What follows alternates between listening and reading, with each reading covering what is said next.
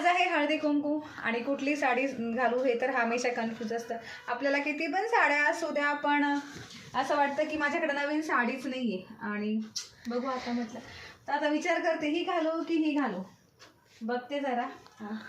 तसे ही पण छान वाटते.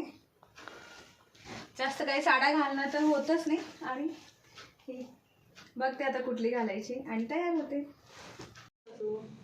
फायनली मी आज ही साडी घातली. कुठली घालावं तर म्हटलं ही माझ्या मम्मीची साडी आहे आणि म्हटलं चला मम्मीची साडी घातली. खूप छान वाटलं मला, सुंदर वाटते साडी.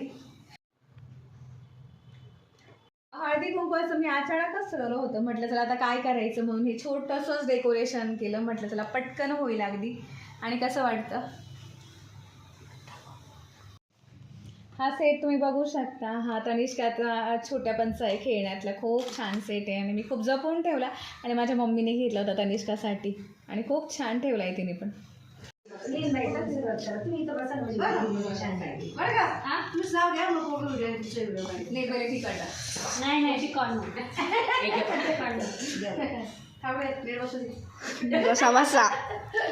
सोन्याचं मंगळसूत्रच होणार आणि घडवलं. प्रकाश पाटलांचं नाव घ्यायला मैत्रिणींनी अडवलं. आता मम्मी तिकडे मावशी आता चांदीचा ग्लास दुधाने घासला, विनायक रावांचं नाव घेताना श्रीनारायण हसला. अरे वा, पटकन घ्यायचं. मला आठवत आहे खाली काकू पण. शंकरच्या पिंडीला बेल वाहते वाकून आणि रावांचं नाव घेते तुमचं सर्वांचा मान राखून. तुम्ही विचार करते का पांडुरंगाच्या मंदिराला सोन्याचा कळस, शिवाजीरावांचं नाव घ्यायला मला नाही आळस. हिमालयाच्या पर्वतावर बर्फांच्या राशी, संजय रावांचं नाव घेते हळदी कुंकाच्या दिवशी. छान घेतलं नाव.